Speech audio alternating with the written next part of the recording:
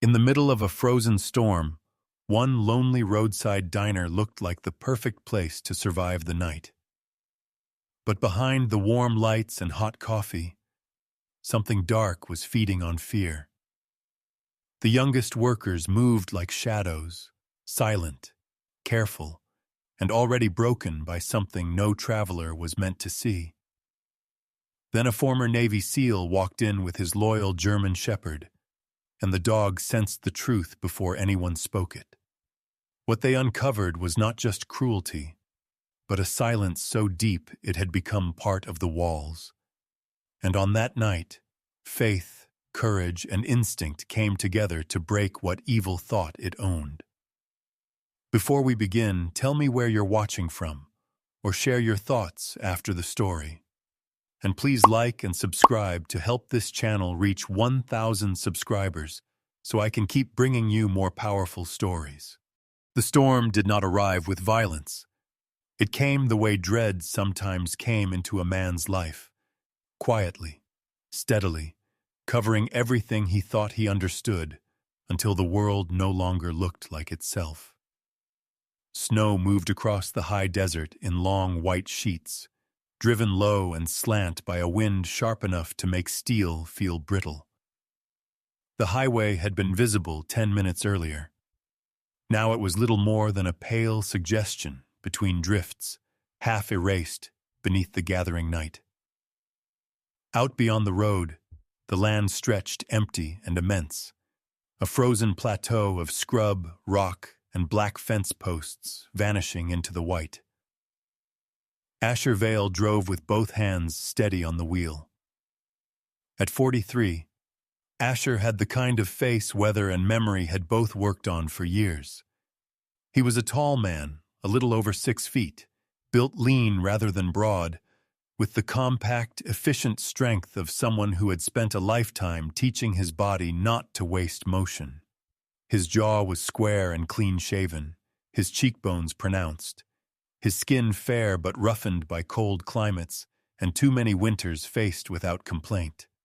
His dark brown hair, cut in a military style just slightly longer than regulation, had grown out enough to soften the severity of his profile, but not enough to hide what he had once been. His gray-blue eyes carried the old habit of scanning everything twice.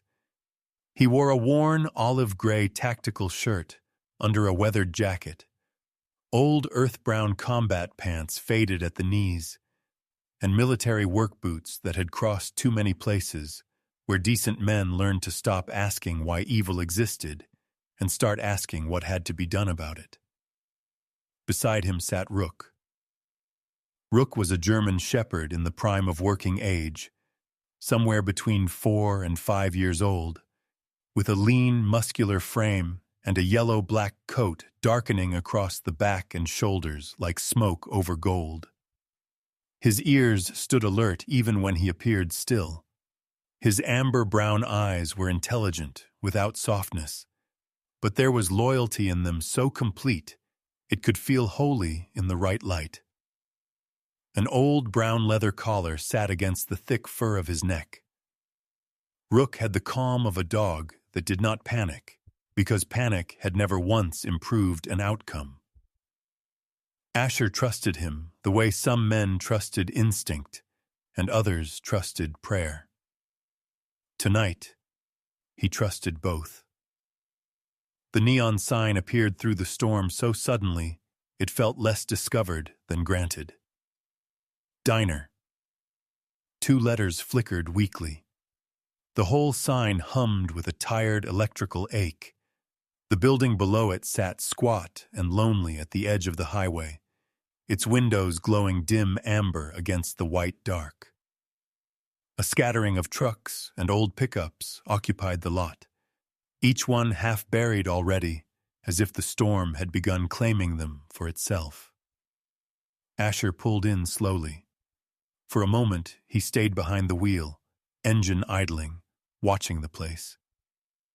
He had spent enough years stepping into rooms where something was wrong before anyone said so aloud. Sometimes danger announced itself with shouting. Sometimes it wore ordinary clothes and smiled at strangers. He did not yet know which kind this place held. Rook's gaze stayed fixed on the diner door. "You feel it too," Asher murmured. The dog did not move, but his ears tilted forward, and that was answer enough.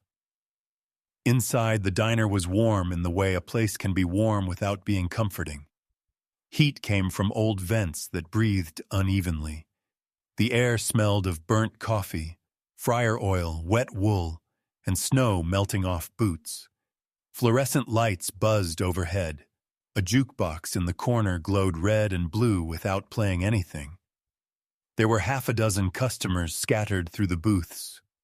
2 truckers with wind-burned faces, an elderly couple sharing pie in silence, and a ranch hand in a tan coat staring into a bowl of chili as though it had personally disappointed him. The bell over the door gave a tired little ring. Several heads turned, then turned away. That was when Asher noticed the staff. They were young, younger than they should have been for a place this isolated and weather cut off. A girl carried a tray of coffee cups with both hands as carefully as if a single spill might cost her more than embarrassment. A thin boy moved near the pass-through window, stacking plates too quickly, shoulders drawn in.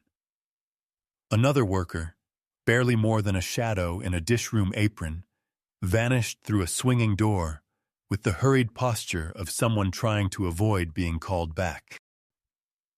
They did not talk to one another unless they had to. They did not laugh. They moved like people who had learned that being noticed was a form of risk. A waitress approached them with a menu in trembling fingers. She looked no older than 19. Her name tag read Lena. She was slight and long-limbed, with pale skin that had gone blotchy from cold and stress, and brown hair pulled into a loose ponytail that was coming apart around her face. There was a tiredness under her eyes that did not belong to youth. Not simple exhaustion, Asher thought. The deeper kind. The kind that came from bracing yourself all day for something you could not predict, only endure. "Booth or counter?" she asked. Her voice was polite, but it had that overly careful quality people used when they had been corrected too often for the shape of their tone. "Booth is fine," Asher said. Her eyes dropped to Rook. Most people reacted to the dog one of 2 ways, unease or delight. Lena did neither. Something flickered across her face too quickly to name. Relief, perhaps, or recognition of protection when she had gone too long without seeing it near enough to touch. "He's with me," Asher said gently. "I figured," she replied, and for 1 second, a real expression appeared beneath the fear. Not quite a smile, more like the memory of one. Rook stepped in beside her instead of following Asher immediately. He did not sniff at her or crowd her. He simply stood there, tall and still, placing himself between Lena and the center of the room. His body did not tense in aggression. It settled into watchfulness. Lena froze. Not because she was afraid of the dog, because she was startled by what the gesture meant, though she might not have had words for it. Asher saw her throat move as she swallowed. Then the room changed. A man emerged from the kitchen with the smooth energy of someone who considered the whole building an extension of his will. He was in his late 40s, thick through the shoulders and stomach, with a fleshy face shaved too close and a receding hairline slicked back as though neatness itself were a costume he believed in. His smile came quickly, but it never reached his small eyes. They were sharp, calculating, restless, a man who had spent years measuring what he could get from people and resenting what he could not. This was Marlon Pike, the manager. "Evening," Marlon said, voice warm as butter on a griddle. Hell of a night to be out. His tone to Asher was easy, neighborly, practiced. The kind of voice designed to make a stranger lower his guard and feel faintly rude for ever having had one. Didn't plan on it, Asher said. Nobody ever does. Marlon's gaze slid to Rook, then to Lena. It was almost nothing. A tiny shift. Lena, he said softly. That one word changed her entire posture. Her shoulders drew inward. The hand holding the menus tightened hard enough to whiten her knuckles. Yes, sir, she said. No one else in the diner seemed to notice. Or perhaps they noticed and had taught themselves not to look. Table 6 first, Marlon said, still smiling. Then our guest. Yes, sir. She moved quickly away. Too quickly. Marlon turned back to Asher as if no interruption had occurred. Road'll be useless inside the hour. Best settle in. Looks that way. We've got stew, coffee, a few rooms out back if the storm traps you. He tilted his head at Rook. Dog can stay if dog behaves. Asher met his eyes. He behaves better than most men. One of the truckers let out a quiet laugh into his coffee. Marlon smiled too, but his face tightened around it. Fair enough, he said. He drifted away then, still smiling for the room, still carrying that polished, host-like warmth. Yet the moment he passed Lena near the counter, he said something low enough that only she could hear. Asher did not catch the words. He did not need to. Lena flinched so slightly, many men would have missed it. A quick recoil of the shoulder. A blink held too long. Then she kept moving, balancing plates with hands that were no longer steady. Asher took his seat in the booth, but some part of him remained standing beside that moment. He had seen fear in deserts and mountain villages, in concrete compounds and ruined streets. Fear always adapted to its environment. Sometimes it smelled like smoke and blood. Sometimes it smelled like coffee and bleach and winter coats drying by a vent. But it was the same old animal underneath. Lena brought him coffee a few minutes later. Rook lay beside the booth but did not relax. His head stayed up, eyes following the room. Thank you, Asher said. She nodded. The bruise on her wrist showed when she reached across the table.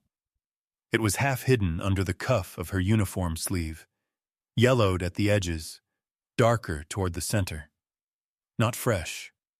Not old enough either. Asher looked at the cup instead of the bruise, not because he did not see it, because sometimes the fastest way to lose a frightened person's trust was to let them know you had already begun counting their wounds. Storm catches a lot of people here? He asked. Sometimes. You from around here? Her hesitation lasted half a breath too long. Close enough? A lie, or something adjacent to one. Before he could say anything else, a crash split the room. A stack of plates hit the floor near the pass-through window and shattered into white fragments. Every conversation stopped. The boy from the kitchen stood over the mess, motionless with horror. He could not have been more than 17. Narrow-chested, underfed, dark-haired, with acne still fading from his cheeks and the hollow-eyed look of a teenager who had learned adulthood from the wrong people. His apron hung loosely off him. One wrist was wrapped with a stained strip of bandage. His name, someone called sharply from the back, was Tommy. Marlon did not yell. That was somehow worse. He crossed the room in measured steps, smiling once at the customers, as though the broken plates were an amusing inconvenience. Then he stopped in front of the boy. Tommy stared at the floor. You want to tell me, Marlon asked in a low voice, Why you keep costing me money?" The boy's lips parted, but no sound came out. "Sorry," Tommy whispered finally. Marlin leaned in close enough that Tommy had to smell his aftershave and coffee breath. "That isn't an answer." Rook was on his feet before Asher moved a finger. Not lunging, not growling. Just standing, body aligned toward the scene, ears forward, eyes unblinking. And then something stranger happened. The old jukebox in the corner, dead silent since Asher entered, crackled suddenly to life for one warped second. A burst of static. Then a single line from an old gospel recording, cracked with age and distortion. "The light shineth in darkness." The words vanished as abruptly as they came. Silence swallowed them. Everyone in the diner looked toward the machine. Even Marlin. Tommy's head lifted. Lena, standing frozen near the coffee station, made the sign of the cross against her apron before she seemed to realize she had done it. A shiver moved across Asher's spine that had nothing to do with the cold outside. He was not a man given to reading miracles into bad wiring. But he had lived long enough to know that sometimes the world placed a finger on the scale at the exact moment a soul was deciding whether to remain asleep. Marlin recovered first. "Cheap piece of junk," he muttered. He straightened, voice snapping colder. "Clean it up, Tommy. Now." The spell broke. Conversation resumed in fragments. Silverware moved. Coffee cups lifted. Life pretended it had not just paused to listen, but the room had changed for Asher. Not because of the jukebox alone, because while everyone looked at the corner, Marlin had placed a hand on Tommy's shoulder. Not hard. Not enough to create a scene.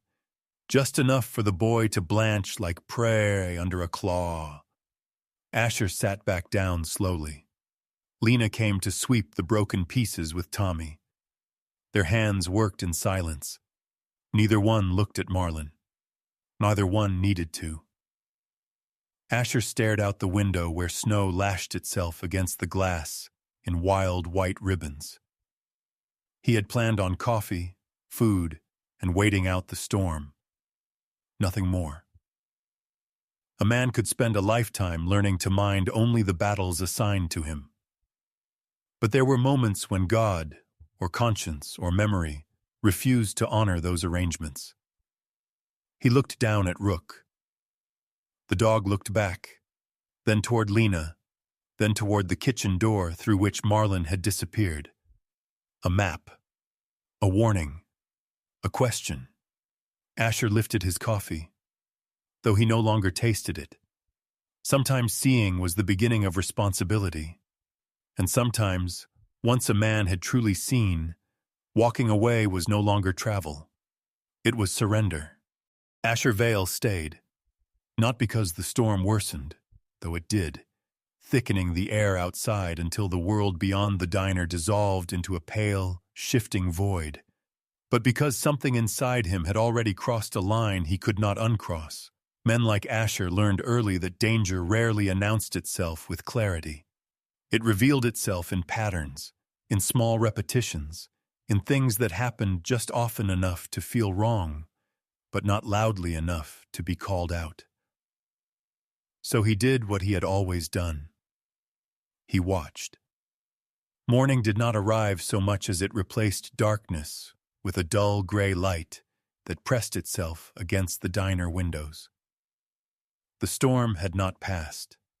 It had settled. Snow no longer rushed sideways. It fell in a slow, endless descent, like something patient and determined. Inside, the diner moved into a different rhythm. The night customers were gone. In their place came truckers shaking frost from their jackets, a delivery driver with chapped lips and red hands, and a pair of construction workers who spoke loudly about weather and nothing else, as if volume itself could keep something unspoken away. The staff remained the same. Young, careful, quiet. Lena moved from table to table with a tray balanced against her hip. Up close, the details of her exhaustion were harder to ignore. Her skin carried a faint gray cast beneath the pale, as though sleep had been a stranger for too long. The bruise at her wrist was partly hidden now by a longer sleeve, but not fully. She avoided eye contact unless necessary, and when she did meet someone's gaze, it lasted only a second before retreating.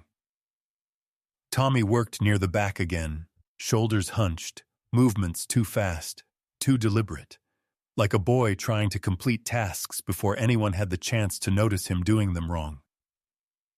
And then there was another. A new figure moved between the counter and the kitchen. Maya.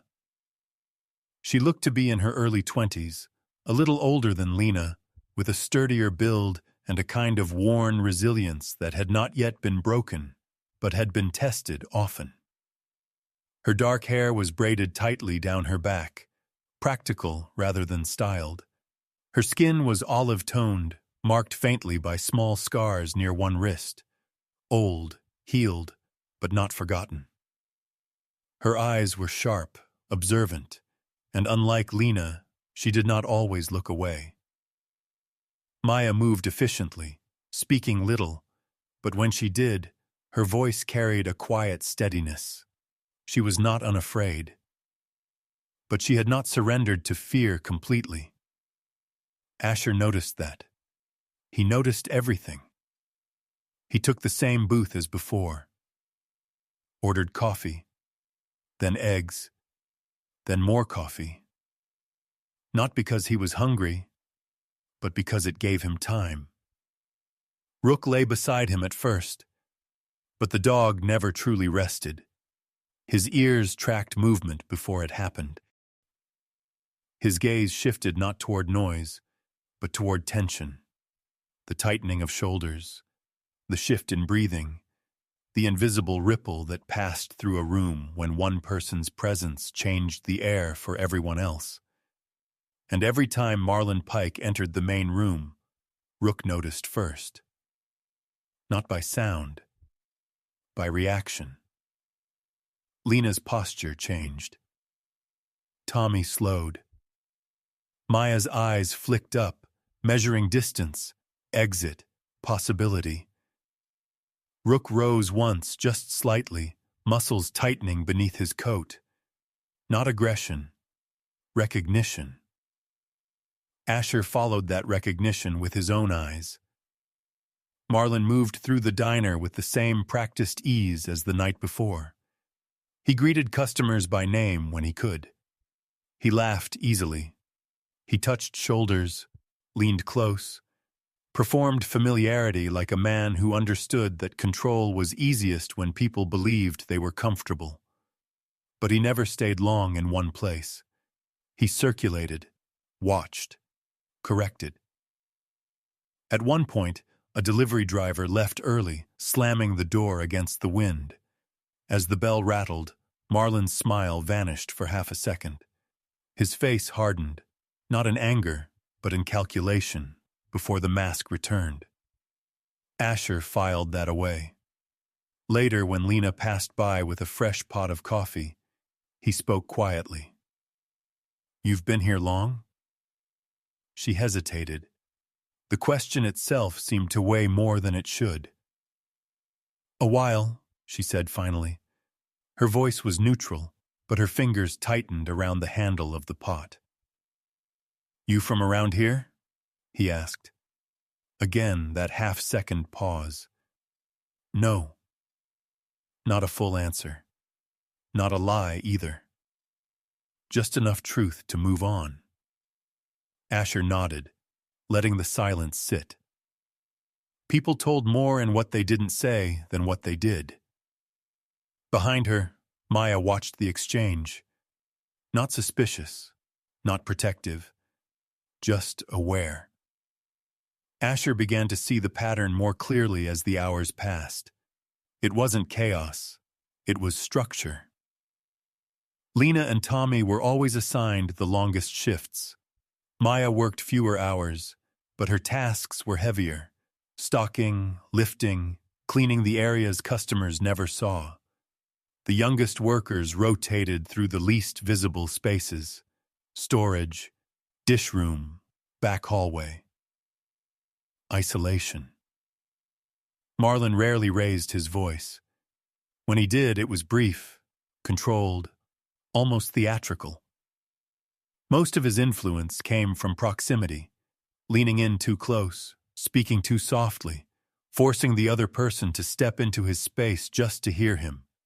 Control through quiet, through pressure, through making people feel like they were always one mistake away from something worse. Asher had seen that kind of control before. It didn't need to be loud. It needed to be consistent. Around midday, a man entered who did not belong to the usual flow. He wore a county jacket, thick, dark green, with a faded emblem stitched onto the shoulder. Snow clung to his boots in thick clumps. His face was weathered, deeply lined, with a short gray beard that had grown unevenly, as if trimming it had long ago stopped being important. This was Harlan Beck, a maintenance inspector. At least that's what the badge clipped to his jacket suggested. He was in his late 50s, built broad, but softened by years, his movements slower than they had once been. There was something in his posture that hinted at a man who had once been decisive, perhaps even authoritative, but had gradually learned that pushing too hard in certain places cost more than it gained. He stepped in, stamped his boots, and nodded at Marlon. "Marlon." "Harlan," Marlon replied, smile immediate, practiced. "Didn't expect you out in this?" "Work doesn't wait for weather," Harlan said. It sounded like something he had said many times. Marlon gestured toward a table. "Coffee?" "Always." They sat, and something subtle shifted in the room. Lena moved differently. Tommy avoided the front entirely. Maya slowed just slightly, as if calculating something. Rook stood, not abruptly, but deliberately. His gaze fixed not on Marlon this time, but on Harlan. Asher noticed. The dog's head tilted slightly, nostrils flaring once. Then Rook moved, not toward the men, toward the hallway, the back hallway. He stopped at the edge of it, body still, ears forward, waiting. The hallway door, the one that led to storage and the back exit, creaked open half an inch. No one had touched it. Cold air slipped through, thin and sharp. Rook took one step closer. Then he sat, perfectly still, as if guarding something no one else could see. At that exact moment, Lena dropped a spoon. The sound was small, but her reaction wasn't. She turned toward the hallway with a look that wasn't confusion. It was recognition and fear. Not of what might be there, but of what she already knew was. Asher felt it then, not as certainty, but as alignment. The dog, the girl, the door. 3 points forming a line he could not ignore. The moment passed quickly. The door drifted shut again with a soft click. Lena bent to pick up the spoon, her hands unsteady now. Maya stepped in beside her, murmuring something too quiet to hear, but the tone carried reassurance. Not comfort, something firmer, grounding. Harlan sipped his coffee, unaware or unwilling to be aware of the shift. Marlon continued speaking, voice low, easy, controlled. Asher leaned back in his booth, outwardly unchanged. Inside, something had settled into place. Not a conclusion, a direction. He no longer saw isolated moments. He saw connections. The hallway mattered. The timing mattered.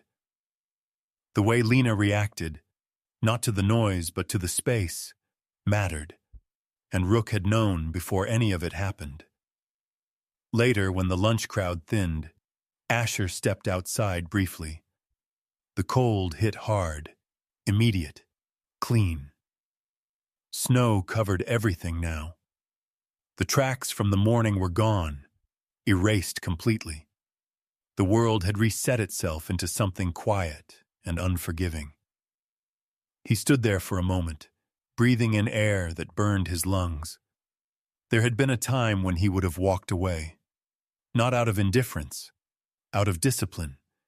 You didn't interfere without clarity, without authority, without knowing the full shape of what you were stepping into.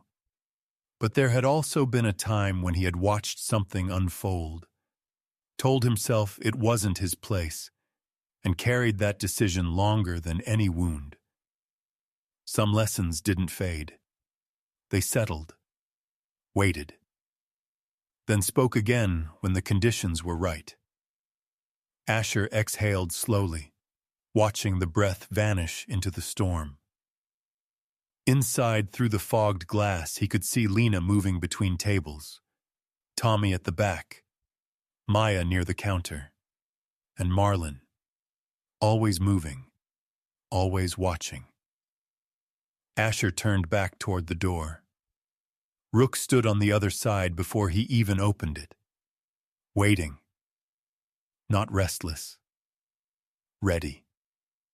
Asher stepped inside, closing the storm out behind him. He did not yet know everything, but he knew enough. And sometimes, enough was the moment before a man stopped being a witness and became something else. That night, the storm settled over the plateau like judgment. It no longer struck the windows in angry bursts. It pressed against them with patient force, whitening the world inch by inch, until the diner seemed less like a stop on the highway and more like a forgotten object trapped inside a snow globe. By the time the dinner crowd thinned, the parking lot had become a field of pale drifts, and the road beyond it had vanished completely. Asher took one of the small rental rooms behind the diner, because refusing would have meant driving blind into a storm that wanted men to disappear quietly. The room was narrow and overheated, with wood-paneled walls darkened by age, a bed too firm to be comfortable, and a lamp that cast the sort of yellow light that made everything feel older than it was. There was a crucifix above the dresser, small and plain, the kind bought once and never thought about again until someone in pain happened to look up. Asher sat on the edge of the bed with his elbows on his knees and his hands clasped. At 43, he no longer mistook restlessness for instinct. He knew the difference between adrenaline and conviction. One burned hot and vanished fast. The other waited, quiet, heavy, patient as winter. Rook sat by the door, his body angled toward the outside world, ears shifting at sounds too soft for human attention. The dog had shaken the snow from his yellow-black coat earlier, and now wore the composed stillness of a working animal between commands. His amber-brown eyes reflected the lamplight with a calm that sometimes unsettled Asher more than fear did. Rook did not second-guess himself. He did not revise what he had sensed to make it easier to bear. Men did that. Dogs did not. Asher drew a slow breath and let it out. He could leave in the morning if the road crews got through. He could tell himself he had seen enough to know something was wrong, but not enough to justify stepping further in. He could remind himself that he was no longer in uniform, no longer under orders, no longer responsible for every pocket of darkness he happened to cross. There had to be limits to what a man owed the world, or else the world would strip him down to bone. That would have been the practical thought. The problem was that practicality had never once silenced memory. He closed his eyes and memory did what it always did when invited even an inch. Not a battlefield, not gunfire, not the easy, cinematic things strangers imagined when they heard the word SEAL. What came back instead was a village school in another country years earlier, the sort of place made from cinder block and prayers. The mission then had not involved the school. That was what they had been told. Stay focused. Stay on objective. Local matters belonged to local authority. Asher had followed orders because discipline was the spine of survival. 3 days later, after they moved through again, he learned what had happened in that building after nightfall. He had never forgotten the chalk drawings left on one wall. Not because he believed he could have saved everyone, because he had learned how a man could obey his way into a lifetime of regret. He opened his eyes and looked at the crucifix. "I'm not asking for glory," he said quietly, into the stale room. "Just clarity." Rook's ears twitched, but the dog did not move. The old version of Asher would have called that prayer weakness. The older, truer version understood prayer differently now, not as a request for magic, more like alignment, a way of scraping the noise off a decision until only the honest shape of it remained. Outside, a gust moved across the back of the building with a low animal moan. Asher stood and crossed to the window. From there he could see the rear lot, mostly buried, and beyond it, the vague black outline of a storage shed half consumed by snow. A single light still burned in the main diner kitchen. Someone was working late. He watched long enough to see movement behind the frosted glass of the back hallway door. A shadow passing, then pausing, then disappearing again. Not enough to identify. Enough to keep the knot in his chest from loosening. He turned away, grabbed his coat, and clipped the leash to Rook's collar. The dog rose instantly.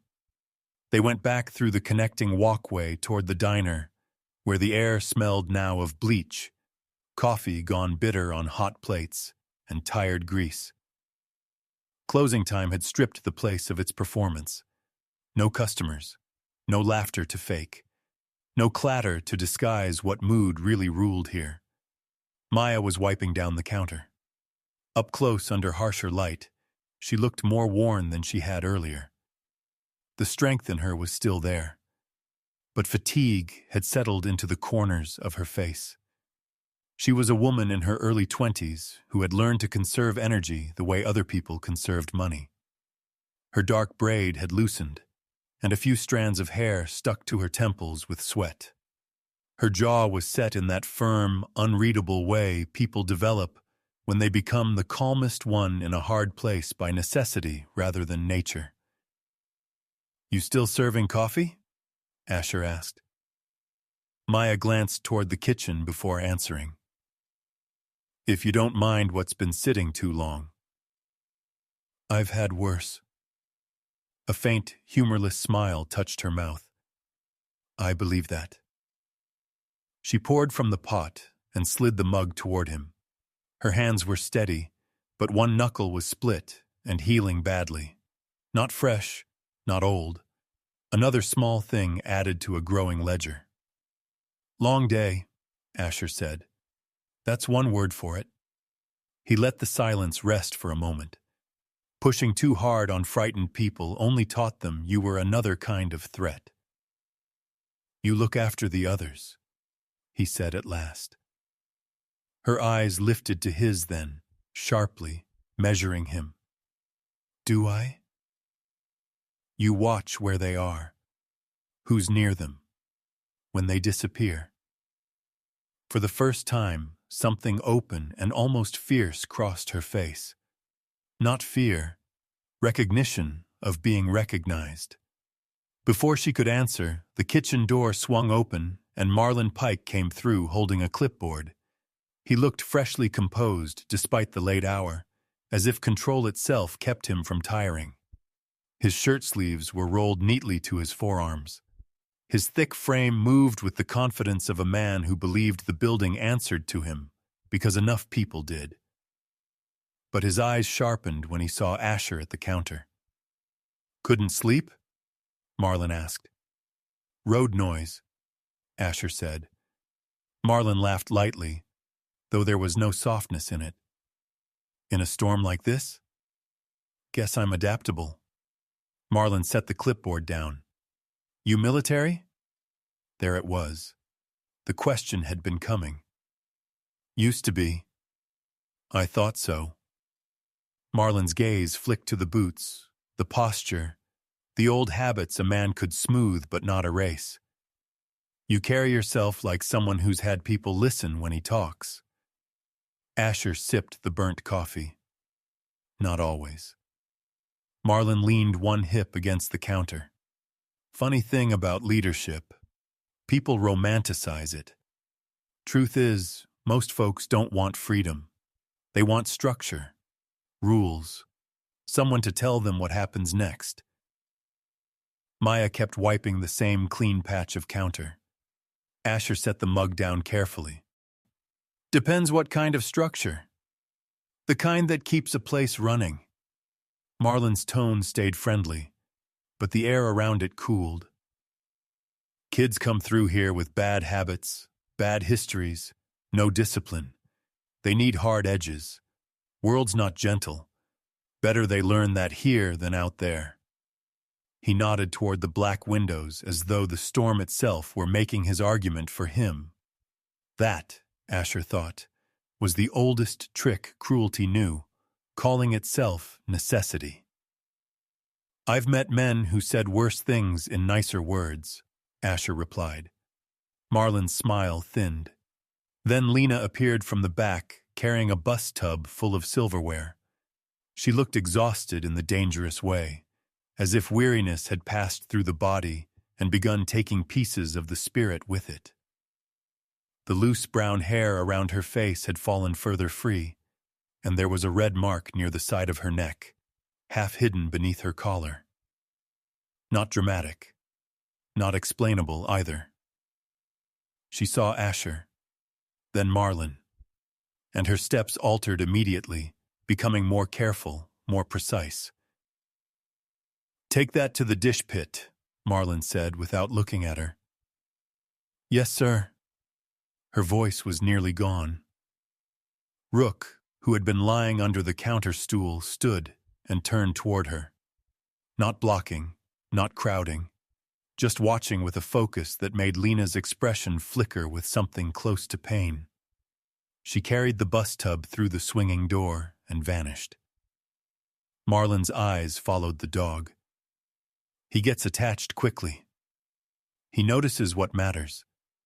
"Dogs notice weakness," Marlon said.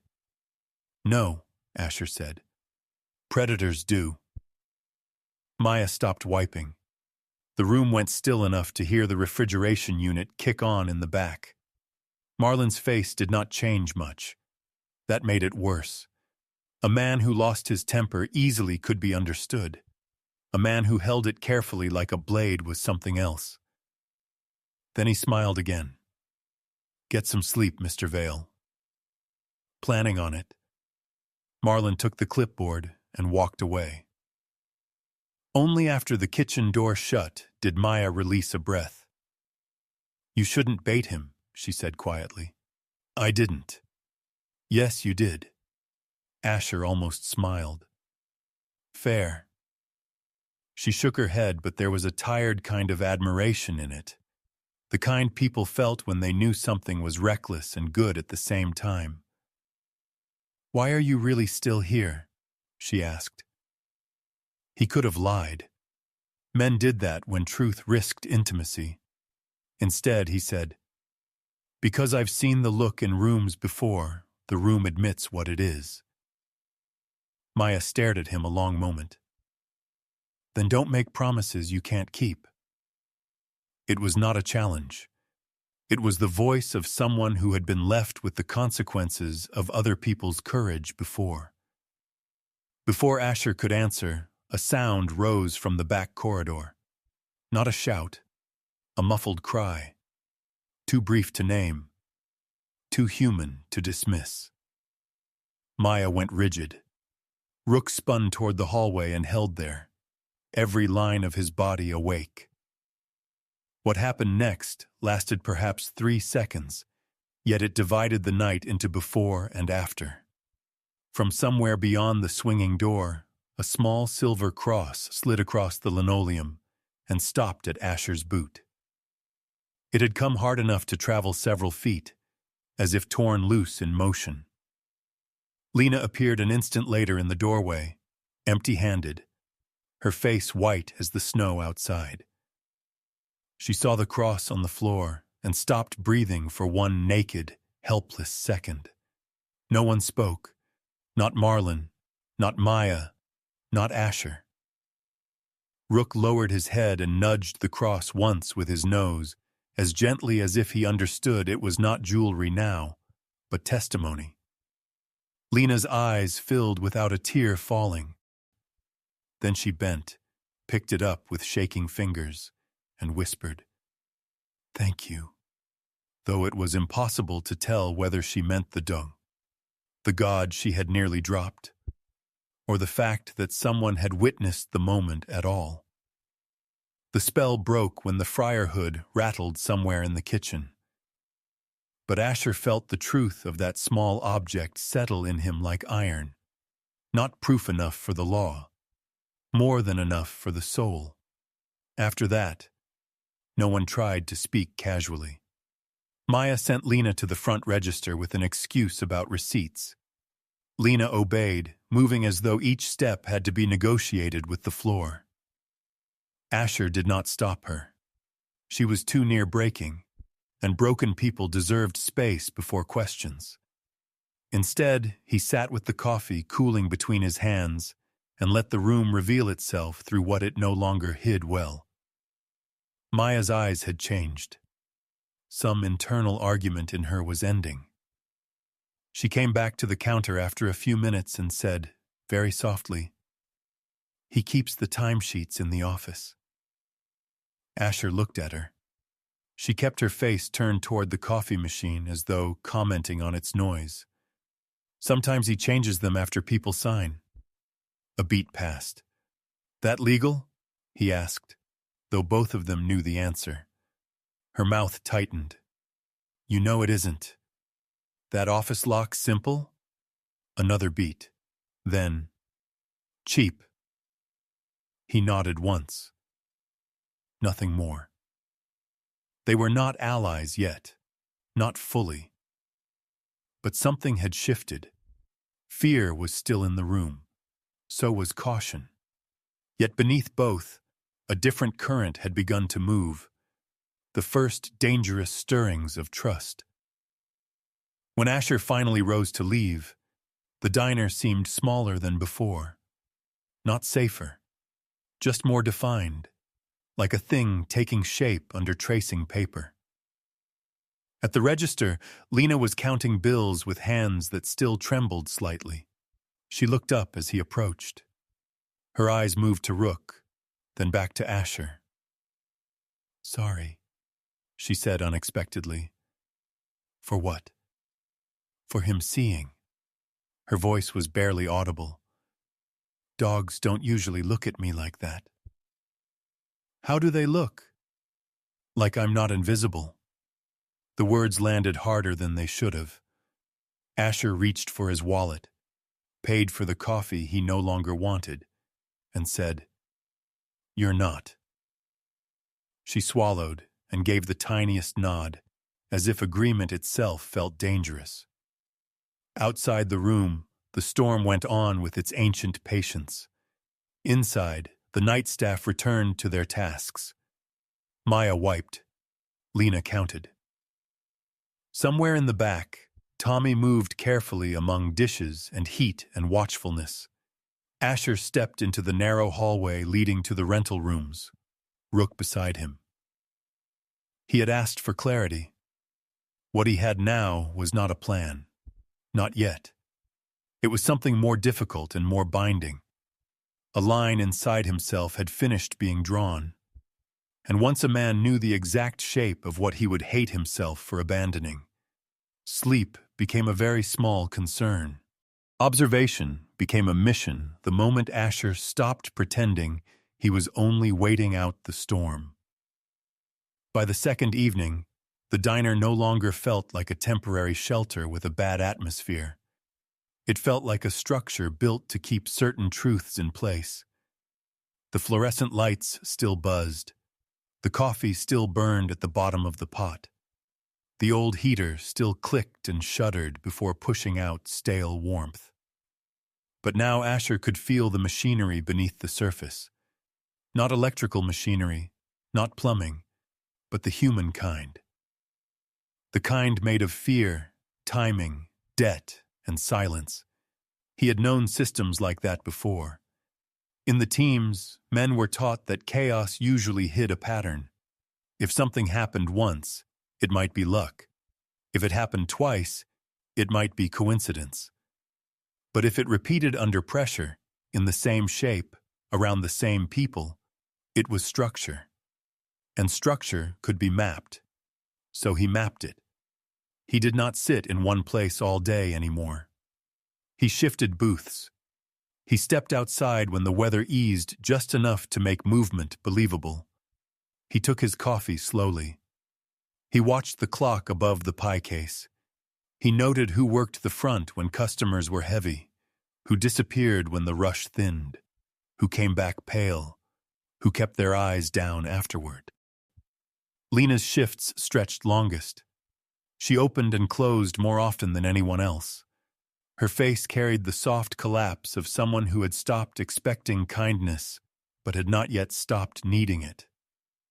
Up close, the youth in her was clearer and sadder, 19 at most, with a narrow frame that made her diner uniform hang awkwardly from her shoulders, and brown hair that had once probably been cut with care but now lived in whatever style exhaustion allowed. Her politeness had no ease in it. It was survival polished into habit. Tommy, the dish boy, barely looked 17. His body seemed to apologize for taking up space. He moved with the frantic precision of a boy who believed mistakes were a form of danger, and in this place Asher suspected they were. He kept one hand wrapped more often than not. The bandage changed, but never absent. When Marlon crossed the room, Tommy did not turn to look. He seemed to shrink by instinct alone. Maya was different. Older by a few years and harder at the edges, she carried herself like someone who had already been disappointed by the world before this diner ever found her. She had the compact strength of a woman used to lifting more than she should, and there was a scar near her wrist that looked old enough to be part of her now. Her dark eyes missed very little. Fear lived in her too, but it had been braided together with defiance. She did not bow as easily as the others. That, Asher thought, was probably why Marlon watched her more carefully. And then there was Marlon Pike. He was never still. That was the first thing Asher came to understand about him. Men who relied on rage often erupted and burned themselves empty. Men like Marlon conserved energy. He drifted through the diner smiling for customers, straightening salt shakers, wiping already clean counters, asking questions that sounded friendly and landed like surveillance. He was thick through the middle, with receding slicked-back hair and a fleshy face that had learned how to imitate concern. His small eyes did not imitate anything. They measured, counted, remembered. He did not dominate the room with volume. He dominated it with anticipation. People braced before he spoke. That was power of a particular kind. Asher began recording details in a small waterproof notepad he kept in his jacket pocket, writing only when alone in his truck or the restroom, or outside in the lee of the building where the wind could excuse his hunched posture. Times, names, shifts, snatches of language. Advance deducted, Room fee adjusted. Late again. Need better attitude. Individually, none of it was much. Together it painted the outline of coercion. He noticed something else by the third morning. Money moved strangely here. Every Friday, Marlin handed out thin white envelopes from the office, one by one, never all at once. The workers did not open them immediately. They slipped them into aprons or jacket pockets with the same stiffness people used when handling bad news in public. Later, behind the diner near the dumpsters where the wind carried voices away, Maya opened hers and stared for so long that Asher knew she was recounting numbers in her head. When Tommy received his envelope, his face fell before he even checked inside, as if disappointment had become ceremonial. Lena did not open hers at all. She just folded it once and tucked it under the waistband of her skirt, like she had learned not to witness her own losses while standing up. That evening, Asher saw the first piece of hard proof. Tommy dropped an envelope while carrying flour sacks in from the supply truck. It slid under the side table near Asher's booth. Before the boy could circle back, Asher bent, picked it up, and saw enough in a single glance to feel his jaw tighten. Hours worked, 53. Paid hours, 31. Deductions, lodging assistance, meal balance, uniform replacement, training adjustment. Training adjustment. Tommy looked at him with the terror of someone who thought even this accident could ruin him. Asher handed the envelope back without comment. But later, in the restroom, he wrote the phrase down exactly. By sunset, the weather had eased into a hard gray cold. The storm had not ended, but it had lost its drama. The sky looked scraped raw. Snow packed the lot in ridges and dirty mounds where truck tires had fought through it. Through the diner windows, the world seemed trapped inside a sheet of frosted glass. Inside, the pressure remained steady. Asher made his call after midnight from his truck with the heater off, so the engine noise wouldn't muddy the line. Daniel Reeves answered on the third ring. Daniel's voice sounded like old paper and restraint. He was the kind of man who had spent so many years choosing words carefully that even fatigue came through measured. When Asher had first met him years ago through a veterans' housing dispute, Daniel had already been known as a legal aid attorney who took the cases most firms dressed up and declined. He was in his early 40s now, tall and thin to the point of severity, with sandy hair going gray at the temples and a face sharpened by long hours and stubborn convictions. He wore wire-rimmed glasses that always seemed one moment away from sliding off his nose, and he had the patient, unnerving habit of listening all the way to the end before saying anything. "Asher," Daniel said, instantly awake in the way tired professionals learn to become. "You don't call for conversation." "No." "What do you have?" Asher told him only what he knew, and only what he could support. Youthful workers, possible wage theft, lodging dependency, intimidation, patterns of isolation, maybe more. Daniel did not interrupt. When Asher finished, there was a short silence. Then, "You need documented schedules, payroll discrepancies if you can get them, names if they'll give them voluntarily, and no heroics." That part was implied. "I'm making it explicit," Daniel said. "If the manager is coercive, he'll pivot the moment he feels pressure. Men like that survive by becoming victims on command." Asher looked through the windshield at the neon sign buzzing in the dark. "I know the type. I know you know. That's why I'm saying it anyway." A pause.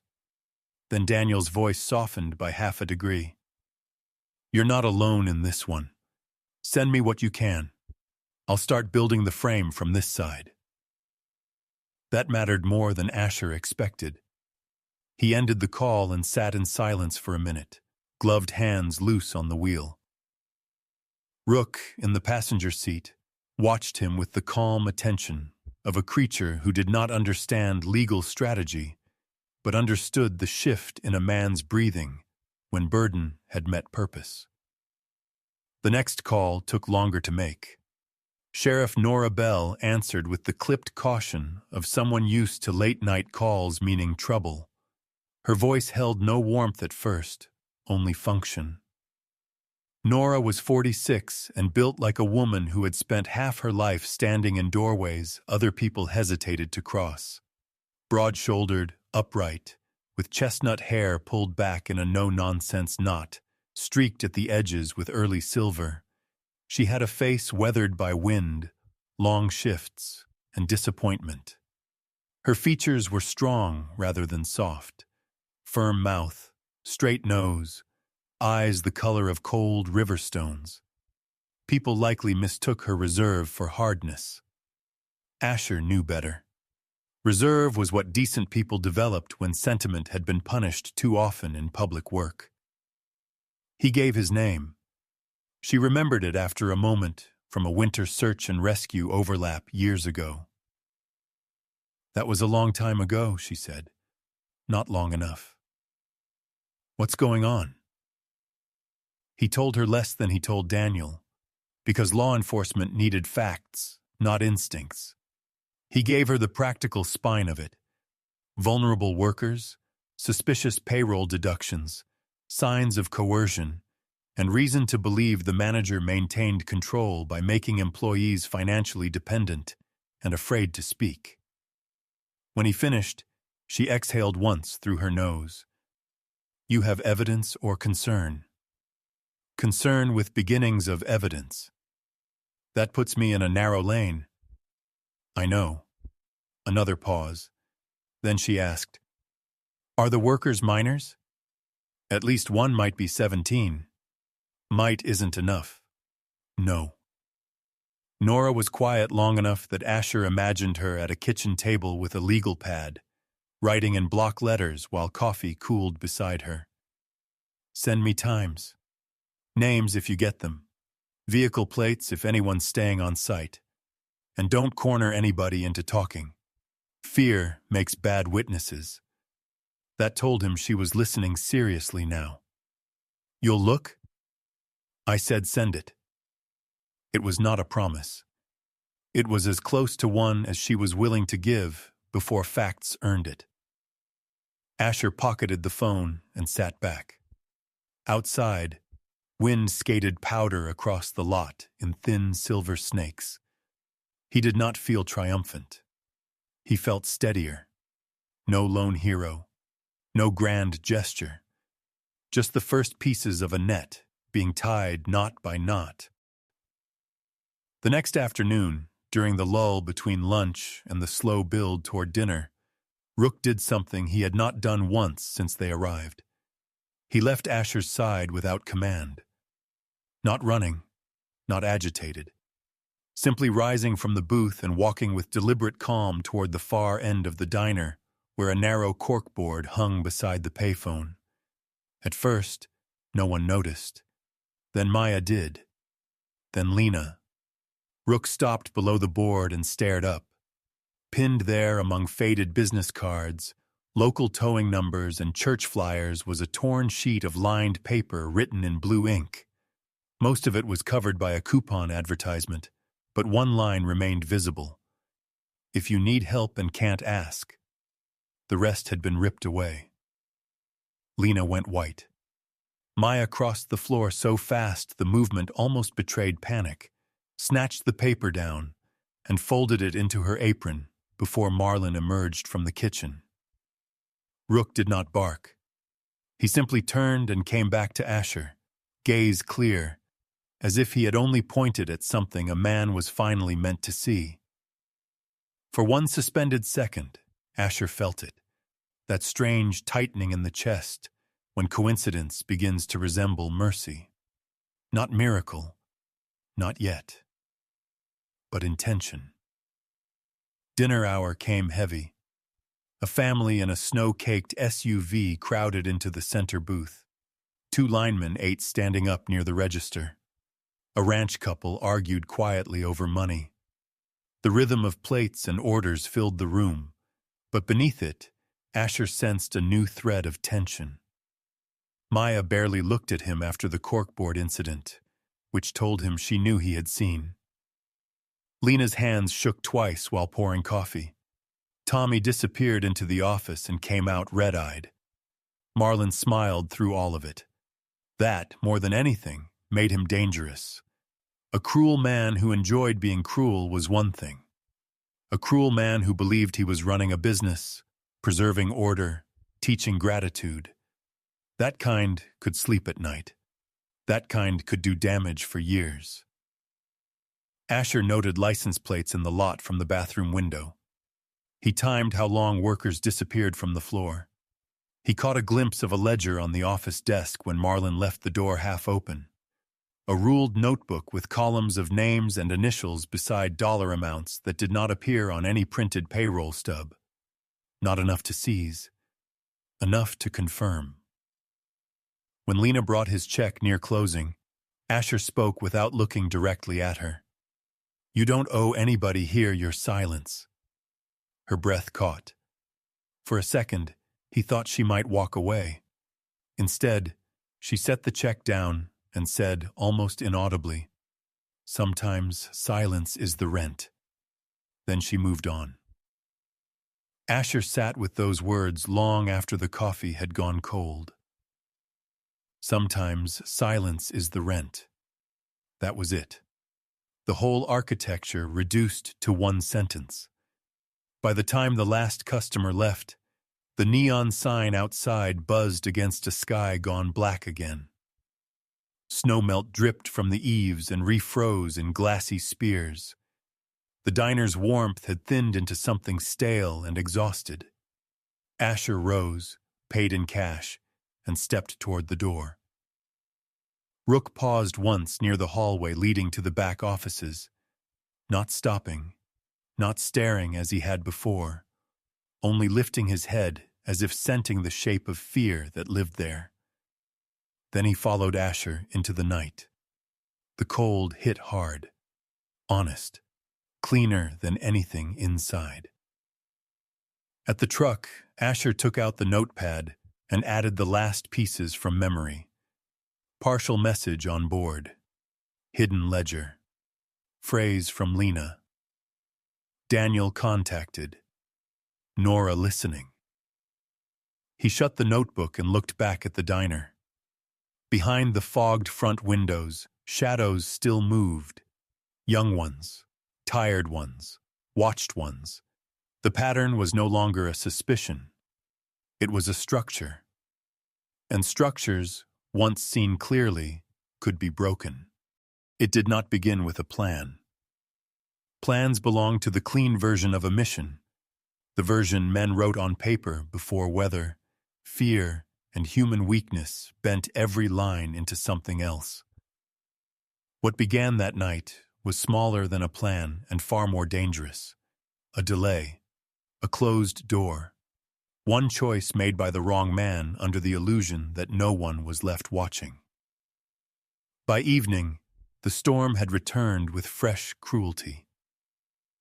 Wind drove snow hard against the diner windows, erasing the highway in pulses of white. The neon sign outside flickered as if the cold itself were chewing through the wires. Inside, business dragged through its final stretch. 2 truckers lingered over refills. A tired mother with a little girl in pink mittens hurried them both through bowls of soup before the roads got worse. A pair of oil field workers sat at the counter, boots leaving black thaw marks on the tile. The room still looked ordinary. That was the genius of places like this. Evil rarely demanded a costume. Sometimes it wore a clean apron, topped off coffee, asked if you wanted pie, and kept the music low. Asher sat near the back with a half-finished plate he had no interest in. He had spent the day adding pieces to the pattern until the shape had become impossible to deny. More missing hours, more deductions, more flinches, more evidence that Marlon Pike's authority did not stop at scheduling or wages. It reached into where people slept, how they ate, and what they feared losing if they spoke. Rook lay at Asher's feet, but the dog had not truly settled once all evening. His ears tracked movements that barely made sound. His amber-brown eyes moved from Lena to Marlon to the hallway leading toward the stockroom and office, then back again. He was not restless. Restlessness belonged to confusion. This was focus. Lena had worked nearly 14 hours already. It showed in the way she carried herself now. Her slight frame seemed lighter in the wrong way, as if exhaustion had hollowed her out from the inside. A lock of brown hair had slipped loose from her ponytail and clung to her cheek. Her smile for customers had thinned to a mechanical courtesy. Once, when she reached for the coffee pot, her hand trembled hard enough to tap the glass against the burner. Maya saw it too. Maya crossed from the register with quiet purpose and took the pot from Lena before she could drop it. Up close, Maya's face had the same stubborn steadiness Asher had noticed before. But tonight, something else lived beneath it. Calculation sharpened by fear. She was not simply surviving the room anymore. She was measuring it, minute by minute, like someone waiting for the moment when bad might turn into worse. "You need 5 minutes," Maya said softly. Lena shook her head. "I'm fine." "You're swaying." "I said I'm fine." The words were too quick, too brittle. Maya did not argue further. That, more than anything, told Asher how long this had been happening. People only stopped pressing when they had learned pressing could cost more than silence. Marlon emerged from the office carrying his ledger and his smile. He moved between tables asking harmless questions with a voice warm enough to sell the lie of safety to passing strangers. He leaned toward the mother and child, recommending peach pie. He joked with the oil field workers about the storm. He asked the truckers where they were headed at dawn, if dawn ever came. Then he stopped near Lena. He did not touch her. He did not need to. "Back room," he said, quiet enough that the customers would hear nothing but tone. "Inventory discrepancy." Lena's face emptied. That was what struck Asher most. Not fear exactly, but the removal of self. The way her expression went still, as though some part of her had already begun leaving her body to survive what came next. "I can do it after close," she said. "No." Marlon's smile remained in place for the room.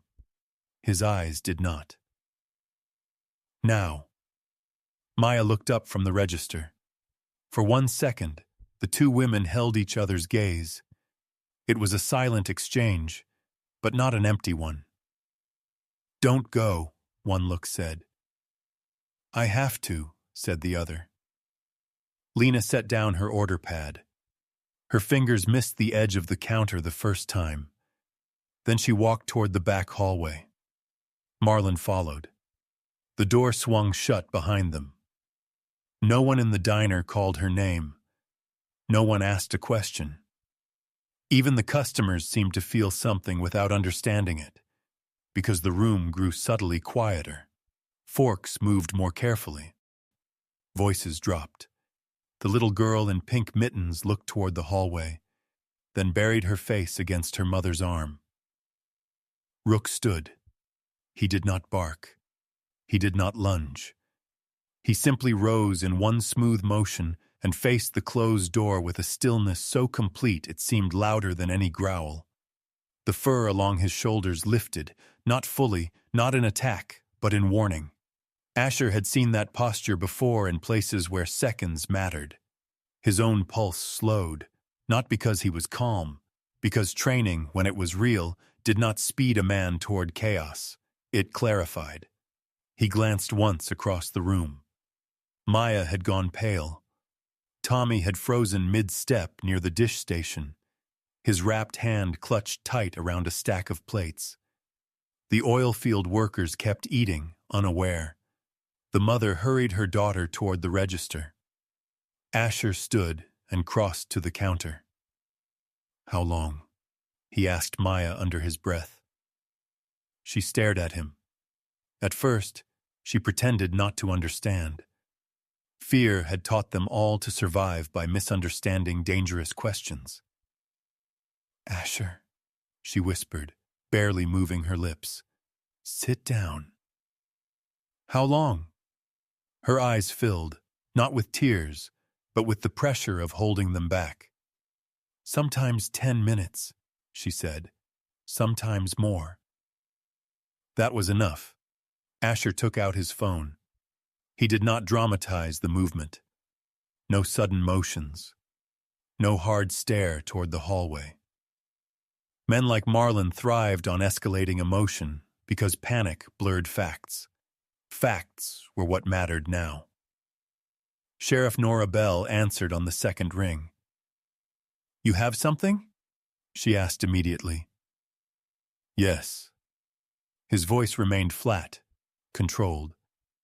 Manager took female employee to back room against visible reluctance. On-site workers frightened. Possible coercion. Possible unlawful restraint if she's not free to leave. "I need a unit rolling now." A brief silence. Then the scrape of movement on her end, chair legs or boots. "How many people inside?" 5 customers. 3 staff in front. Me. "Any weapons seen?" "None." "Can you maintain eyes on the exit?" "Yes." "I'm 15 out if roads hold. Deputy closer, maybe 10. Do not force entry unless you believe there is immediate physical danger." Asher looked at the closed hallway door. Rook had not moved an inch. "What qualifies?" he asked. "You'll know."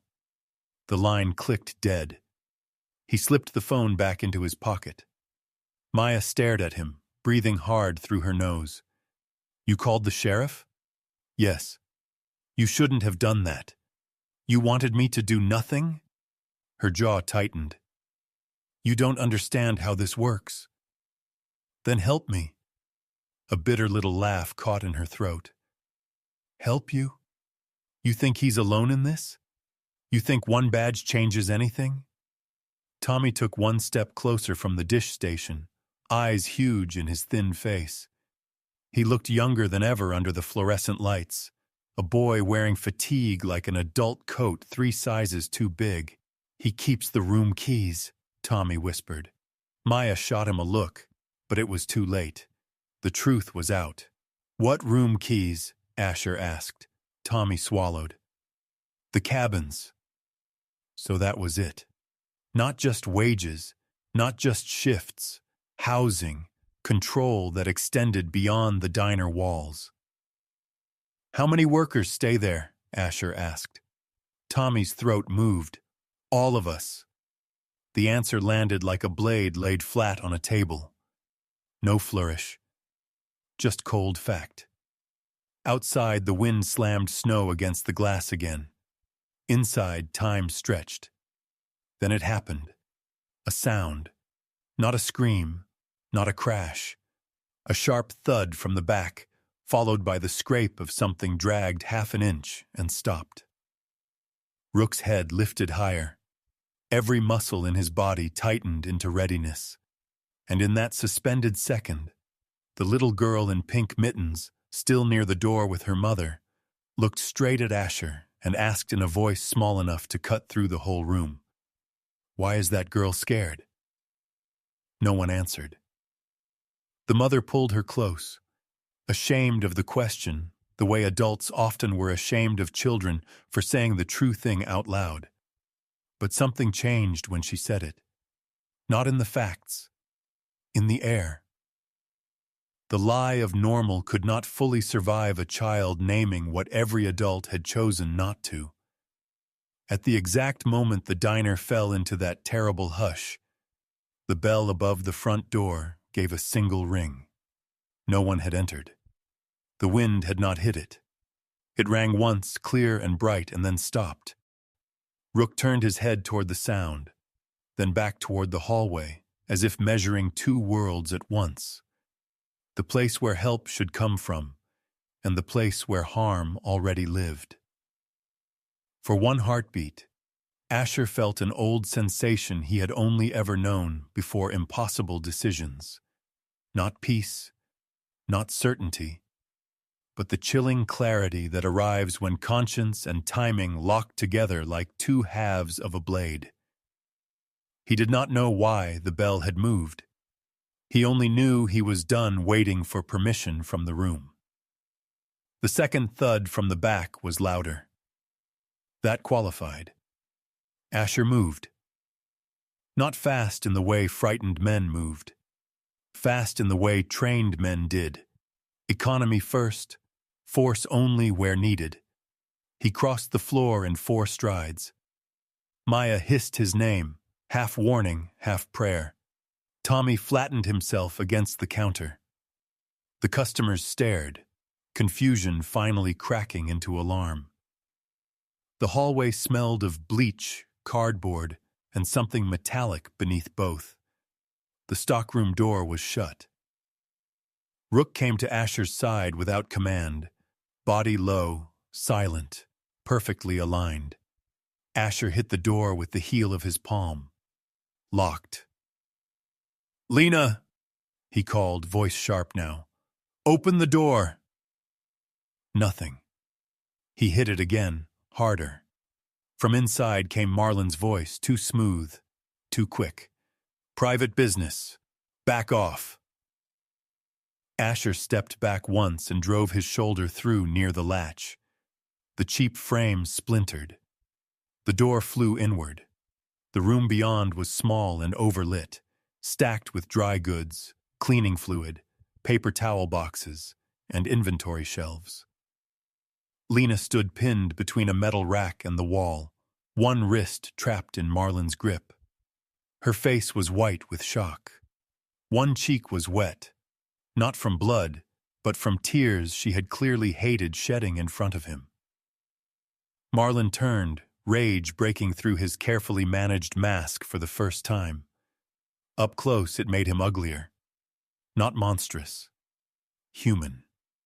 Which was worse. "She stole from me," he snapped.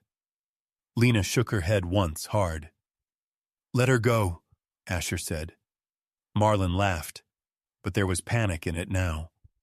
"Who the hell do you think you are?" "A witness." That word hit harder than a threat.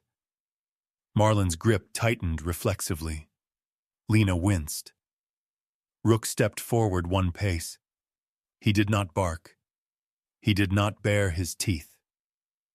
He simply lowered his head and fixed Marlon with the kind of unblinking stare animals reserved for creatures they had already judged. Then sirens began to rise outside through the storm. Faint at first, then unmistakable. Marlon heard them. Something inside him shifted from dominance to calculation, from calculation to fear. He released Lena so suddenly she stumbled sideways into the shelving. Maya appeared in the ruined doorway behind Asher, breathless, eyes burning. Tommy hovered farther back, trembling but present. That mattered. The room had witnesses now. Not just one man. Not just one frightened girl. A room full of people who had seen enough to remember. Marlon straightened his jacket as if posture might still save him. "This is a misunderstanding," he said. Nobody answered. Not Lena. Not Maya. Not Tommy. Not Asher. Outside, headlights washed blue-red across the snow-choked windows. And for the first time since Asher had stepped into the diner, Marlon Pike looked exactly like what he was. a man who had mistaken silence for ownership and was discovering the difference too late. The first thing Sheriff Nora Bell brought into the diner was not force. It was stillness. The front door opened against the wind, and the cold came in around her in a hard, white breath. But the real shift in the room came from the woman herself. Nora Bell stepped over the threshold, with snow dusting the shoulders of her dark uniform coat and melting in the strands of chestnut hair that had slipped loose from the severe knot at the back of her head. At 46, she carried herself with the kind of grounded authority that did not need volume to be obeyed. Her build was strong and practical, broad in the shoulders, steady in the hips, like someone made for long weather and longer arguments. Her face was sharp rather than pretty, wind-marked and serious, with gray-green eyes that had learned to separate panic from truth in under a second. Behind her came Deputy Eli Mercer, a man in his early 30s with a narrow face, sandy stubble, and a tired calm that suggested he had chosen this work because someone had once failed his own family. He was tall, not bulky, with a stiff left knee that made his walk just slightly uneven when he forgot to hide it. His gaze flicked around the diner once and missed nothing. The broken stockroom door, Lena's face, Marlon's hand still half raised from where he had let her go, Maya in the doorway, Tommy trembling near the hall, Asher standing with Rook beside him. Nora took it all in. No one spoke for a beat. Then she said, "Everybody stays where they are." Her voice was even, but it had the force of iron laid flat on a table. Marlon Pike found his tongue first. "This man broke into a restricted area of my business," he said, already reaching for indignation as if it were a coat he knew how to wear well. "My employee was stealing from inventory. I was handling it." No one moved. No one backed him. That was the first crack. Nora looked at Lena. Not Marlon, not Asher. Lena. "You hurt?" she asked. The question was simple, almost gentle, and that gentleness did something that shouting never could have done. Lena flinched as though kindness itself had startled her. Her face was still white from fear, but now that fear had changed shape, it was no longer just fear of Marlon.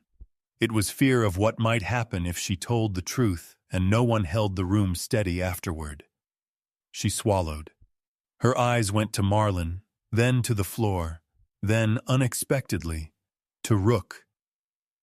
The German shepherd stood still as carved wood, 4.5 years old and built like disciplined instinct given muscle and bone. His yellow-black coat caught the fluorescent light in dark bands across his back. His ears remained high, his amber-brown eyes locked not in rage but in judgment. He had not barked. He had not lunged. But the room knew exactly where he stood. "I asked her," Nora said, without turning her head. "Not you." Lena took one shallow breath. "He grabbed me." Marlon laughed once, sharp and humorless, for trying to run out with product. "I didn't take anything," Lena whispered. Maya stepped forward before she could stop herself. "She didn't." That was the second crack. Marlon turned on her with the reflex of a man who had lived too long on instant obedience. "You keep quiet." But Maya did not lower her eyes this time. Up close, the strain in her showed differently now. Her olive-toned face was tight with fear, but beneath it was something fiercer. Anger that had finally been handed a witness. Her braid had come partly loose. A vein trembled in her neck. She looked young again for one flicker of a second, and that made the courage in her all the more costly. "She didn't take anything," Maya repeated, louder. Deputy Mercer shifted position near the hallway, not dramatic, just enough to block easy movement. Nora nodded once. Marlon Pike, step away from the shelving. Hands where I can see them. This is ridiculous. It may be. Put your hands where I can see them. He obeyed, but slowly, with the resentful performance of a man already constructing his own victimhood. Nora moved Lena gently out from the shelving and toward the main room. Maya went with her. Tommy followed at a distance, like a boy unsure whether he was allowed to exist inside a moment this important. The customers who remained had gone utterly silent. The truckers stared into their coffee. The oil field workers looked between one another, and the sheriff as if trying to decide how quickly ordinary life had turned into testimony. Asher did not speak until Nora glanced at him. "Witness?" she asked. "Yes." "Then you'll give a statement in a minute." He nodded. The room began to divide itself into truths and defenses. Nora separated Marlon from the others and asked Deputy Mercer to stay with him. Then she spoke to Lena first, in the smallest booth near the window, where the storm could be seen but not heard. Maya sat one booth away, twisting a paper napkin to pieces in her hands. Tommy stood near the pie case, unable to make himself sit. Asher remained by the counter with Rook beside him. He knew enough not to crowd the process. He also knew this part mattered as much as any rescue ever had. Saving someone from a room was one thing. Holding the world still long enough for them to speak was another. Marlon tried to interrupt twice. The first time, Nora silenced him with a glance. The second time, Deputy Mercer said, "Sir, don't make this worse." There was something in Mercer's tone that hinted at old knowledge, not of Marlon specifically, perhaps, but of men like him, men who mistook local power for immunity. 15 minutes passed. Then Nora came to Asher. "What did you see?" He told her exactly. No embellishment. No sermon. Lena called to the back room. Visible reluctance. Closed door. First impact sound. Second impact sound. Forced entry. Marlon holding her wrist. Lena pinned between wall and shelving. No stolen goods visible. Nora wrote quickly, her handwriting blocky and precise. "What made you break the door?" Escalation in sound. No response to verbal call. He refused to open it. She held his eyes for a second, measuring not just the facts, but the man giving them. Then she nodded. When she moved on to Maya, the room grew even quieter. Maya did not speak at first. She sat rigid, chin lifted in the brittle posture of someone who had spent years learning not to cry in front of predatory people. Her fingers were raw around the knuckles from detergent and winter. Her voice, when it came, was rough. "He keeps us in the cabins," she said. "Not the cabins. Us." The pronoun changed everything. Nora leaned forward slightly. "Explain that." Maya's eyes flicked toward Marlon. He was watching with an expression halfway between disbelief and calculation. He truly had not expected this. Not like this, not in sequence, not one voice making it easier for another. "He says rent comes out of our pay." Maya swallowed. "Meals, too, uniforms, damages, training. If we complain, he says we still owe. Says if we leave before it's settled, he'll report us for theft." Tommy made a sound then, barely a sound, more like a breath that broke on its way out.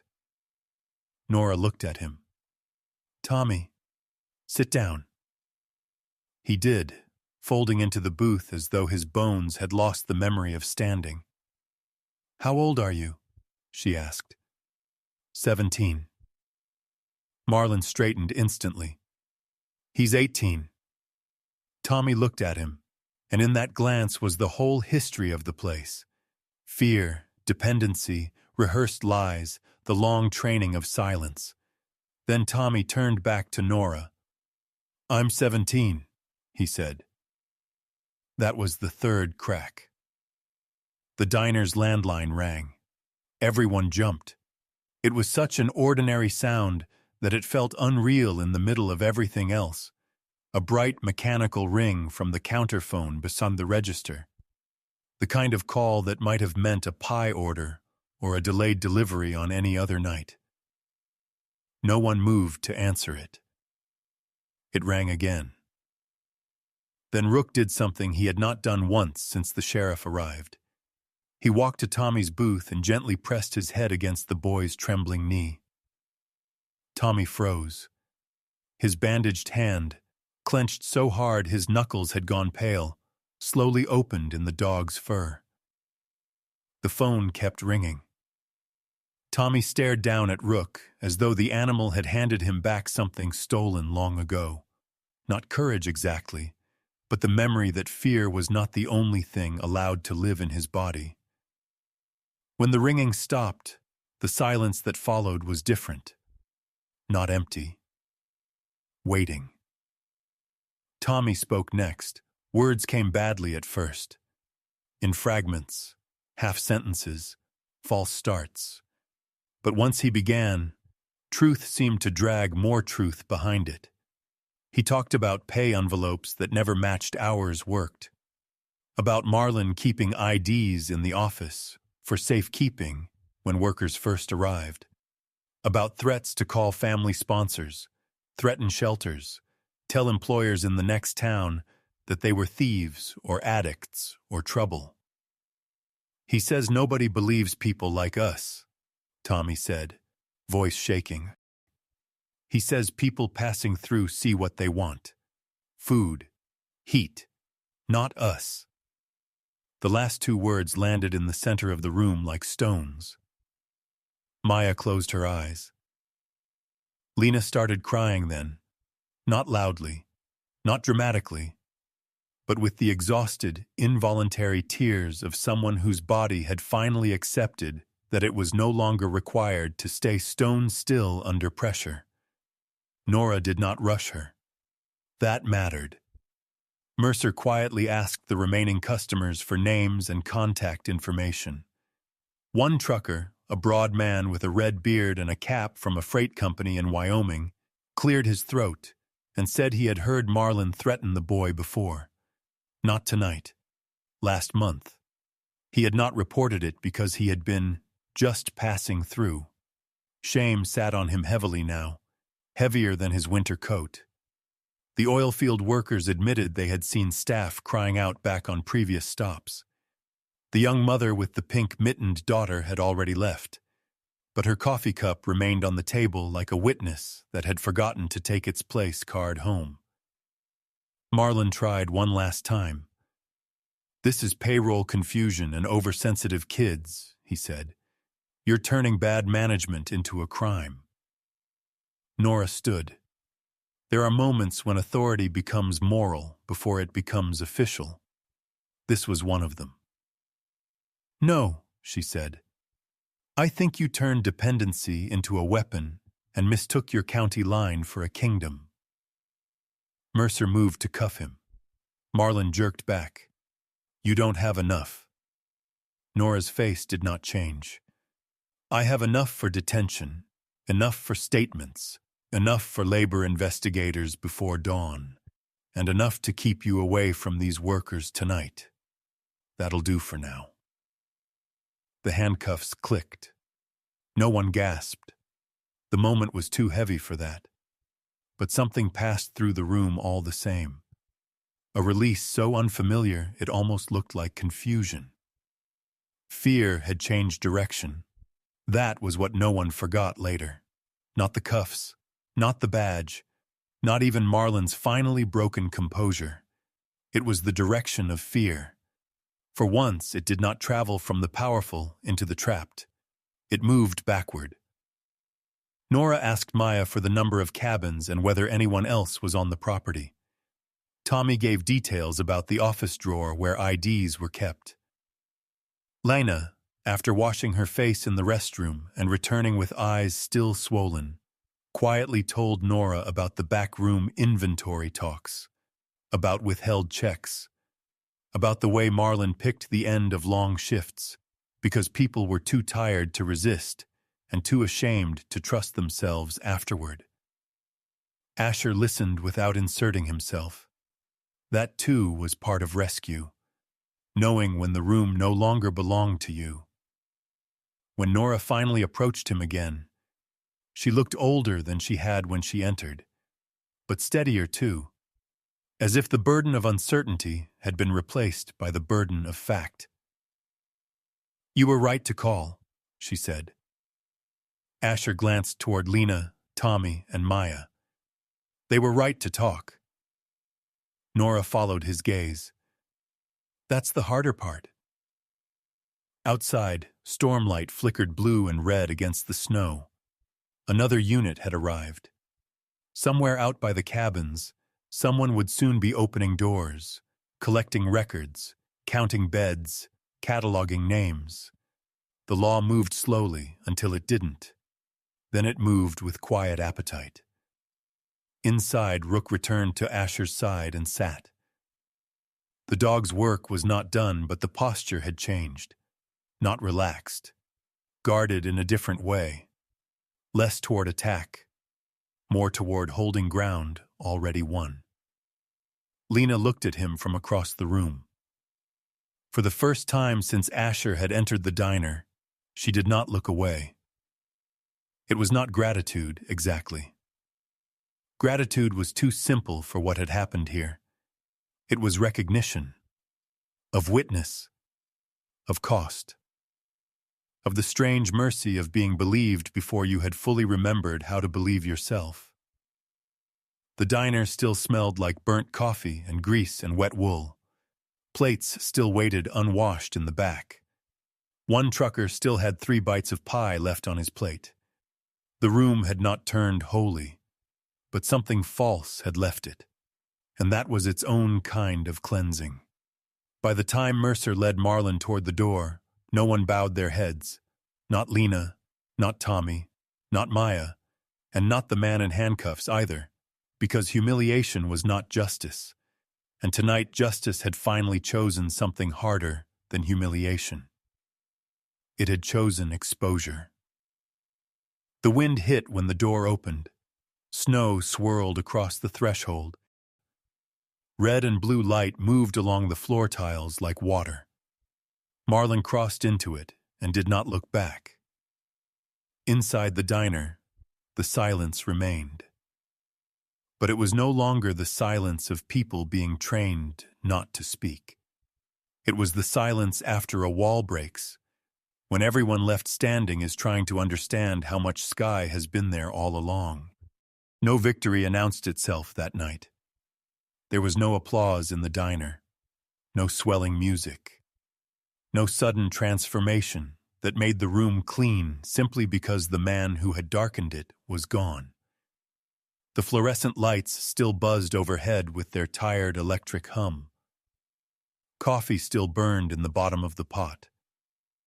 The floor near the stockroom still held splinters from the broken door. The storm still moved outside like a living thing, pushing snow against the windows in patient white breaths. But the lie had been broken. And once a lie breaks in public, it never fits together the same way again. Sheriff Nora Bell remained inside for nearly another hour after Marlon Pike was taken out. She moved through the diner with the steady, grounded focus of a woman who understood that endings were often just the most fragile kind of beginning. Her presence did not soften the room, but it gave it structure. At 46, Nora carried authority the way some people carried grief, with no display, no wasted motion, and no expectation that the world would thank her for the burden. Her dark uniform had begun to collect melted snow at the cuffs. The loose strands of hair around her temple had gone damp. Even so, nothing in her seemed frayed. Deputy Eli Mercer stepped in and out between the diner and the row of worker cabins behind it, coordinating with the second unit that had arrived. His limp grew more visible as the minutes passed and fatigue settled into the old injury in his knee, but he never hurried in a sloppy way. He had the calm, patient rhythm of a man who knew panic only made frightened people shut down faster. When he returned from the cabins, his face had tightened into something grim and private. "They found IDs," he told Nora quietly near the register. 3 wallets, lockbox in the office desk, also paperwork, handwritten deductions. Looks ugly. Nora only nodded. She had expected ugly. The surprise would have been anything else. Asher remained near the far end of the counter, giving space where space was needed. Rook sat close to his leg, not sleeping, not restless, simply present. The German shepherd's lean body was still as carved wood, but his eyes continued to move, reading the room the way he always had. The danger had changed shape, but it had not vanished entirely. Dogs like Rook knew that. Relief came later, and only in pieces. Lena sat in the corner booth with both hands wrapped around a mug of fresh coffee she had not yet managed to drink. She still looked 19, but in a different way now. Earlier, her youth had seemed buried under strain, muted by fear and long habit. Now it showed again in the uncertainty of her face, the fragile, almost childlike confusion of someone who had prepared for pain so completely that safety felt less real than threat. Her brown ponytail had come mostly loose. Strands clung to her damp cheeks. Her eyes were red-rimmed, and her breathing still caught every few minutes as if her body had not fully accepted that it no longer had to brace for what came next.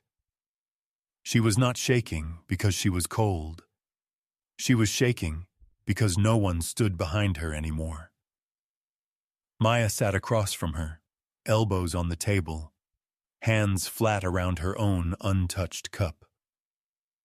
Of everyone in the diner, Maya looked the least surprised by the ugliness that had been uncovered and the most unsettled by what came after. Her strength had always been practical, not sentimental. She knew how to endure, how to carry, how to keep one foot under her when the ground shifted. What she did not yet know was how to stop living in resistance.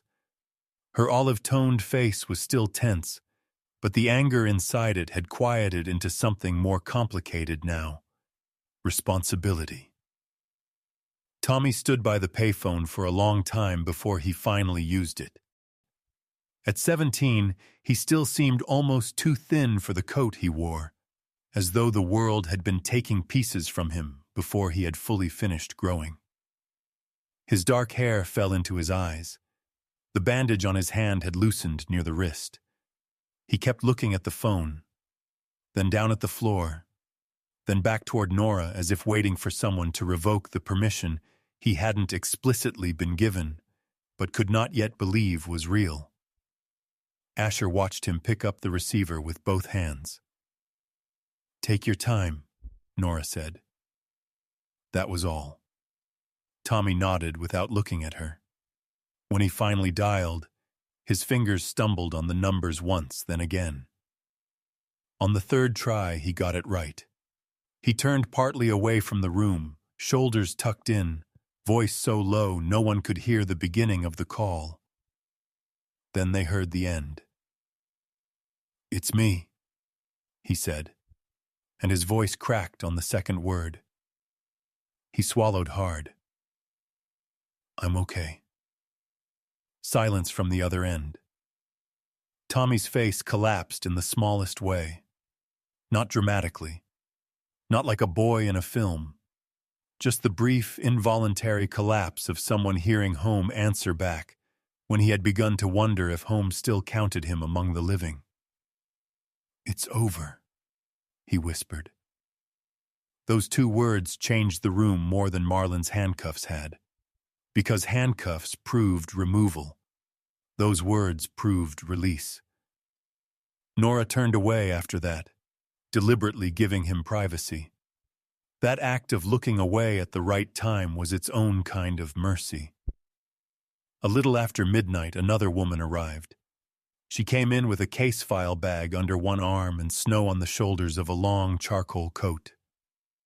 She was in her late 30s, tall and spare, with dark blonde hair tucked into a low twist at the back of her neck, and a face too composed to be called soft. Though kindness lived in the way she looked directly at frightened people without pressing them. Her name was Rachel Kim, the county social services coordinator. Her features were fine-boned, her skin pale from winter, and there were crescents of exhaustion beneath her eyes that suggested she had been pulled out of bed more times than her job description had ever promised. Still, she moved with purpose, not hurried, not cold, just practiced in entering damaged rooms without making them feel more damaged. Nora met her halfway. 3 workers confirmed on site, the sheriff said, possibly more tied through records. Rachel listened quickly, then looked toward Lena, Maya, and Tommy with the measured compassion of someone who knew that rushing tenderness could feel almost as intrusive as suspicion. "We'll start with warmth and paperwork," she said. "Then options." Options. The word sounded strange in the diner. Too large. Too clean. Rachel approached the booth slowly and crouched just enough to bring herself level with Lena rather than standing over her. "My name is Rachel," she said. "I'm not law enforcement. I'm here to help with tonight and tomorrow. Nothing farther than that unless you want it." Lena blinked at her. It was obvious she did not know how to receive help that did not come with a hidden invoice attached. Maya, by contrast, narrowed her eyes first. "What kind of options?" Rachel did not flinch at the suspicion. She likely expected it. "Emergency lodging not connected to this property," she said. "Replacement documents if yours were withheld or damaged. Advocacy support. Transport if you have somewhere safe to go. If you don't, we figure out the next 48 hours before we talk about anything larger." Maya looked at Nora, then back at Rachel. "And if we say no? Then you still get to hear what's available." That answer landed, not because it solved anything, because it respected choice. While Rachel spoke, Rook rose without warning and crossed the diner toward the windows. He stopped at the glass by the front booth, where the young mother and little girl had sat earlier in the night. The table had been wiped clean, but one thing remained beneath the edge of the bench. A tiny pink mitten, dropped and forgotten in the fear and hurry of leaving. Rook lowered his nose to it, then gently took it in his mouth. He carried it back through the diner and laid it at Lena's feet. For a second, no one understood. Then Lena stared at the little mitten on the floorboards. A child's soft, bright thing left behind in a room that had almost taught everyone in it to forget innocence existed at all. Her mouth trembled, not because of the mitten itself, but because some part of her finally understood what had been saved tonight was bigger than payroll, bigger than wages, bigger even than survival. Something small and clean had been allowed to remain small and clean. Lena bent, picked up the mitten with both hands, and began to cry again. This time she did not hide it, and nobody asked her to. Rachel helped them move into practical things after that, which was good. Emotion by itself could drown people if no one built steps through it. Deputy Mercer brought in plastic evidence bags with recovered IDs and personal papers, keeping them sealed but visible so the workers could confirm what belonged to whom. Tommy identified his first, eyes widening when he saw his school ID among the items from the lockbox. Maya recognized an envelope containing a social security card she had been told was misplaced. Lena found the folded bus ticket she had once hidden in her wallet and later assumed had been thrown away. Evidence was one thing. Returned ownership was another. Asher watched the changes happen in increments so small most people would have missed them. Tommy's shoulders lowered by maybe half an inch. Maya stopped clenching her jaw every time a door opened. Lena finally lifted the coffee mug and took a sip, though her hands still trembled around it. No miracle. Just tiny repairs. Rachel arranged for motel rooms in the next town. Not luxury, just safety, with locks no one in this county diner controlled. Nora had already called Daniel Reeves with enough preliminary information to ensure labor investigators and a state wage enforcement contact would be notified before morning. The handwritten deduction ledgers, cabin key inventory, and withheld IDs had changed this from ugly rumor into provable abuse. Still, none of that solved the human part. At one point, Rachel asked Lena whether she wanted to call anyone. Lena stared into her coffee for so long that Asher thought she might not answer. Then she said, "I don't know who still thinks I'm the kind of person worth calling." Maya looked up sharply at that. So did Tommy. And in their faces, Asher saw the deepest damage Marlon had done. Not merely stolen wages, not merely confinement. He had rearranged how they measured their own value. Rachel answered carefully. "Tonight, you don't have to know that. Tonight, you only need to know you were worth helping before you could prove it."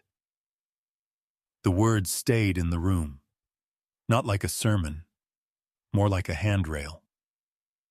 Outside, the storm finally began to weaken toward morning. The wind dropped first. Then the snow thinned into sparse, drifting flakes.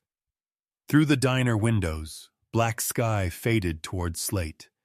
Nora finished her reports at the counter. Mercer returned from the cabins with a box of gathered belongings.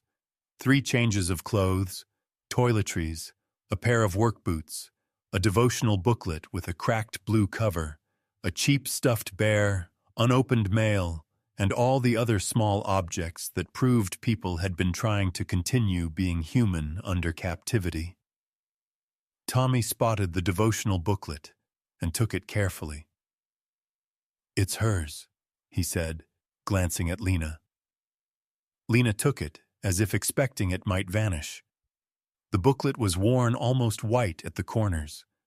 A psalm had been underlined in blue pen years ago, maybe by her, maybe by whoever had handed it to her before the road had gotten dark. She opened it without thinking. A folded paper slipped from between the pages. Not the torn message from before. Something else. A receipt, old and creased.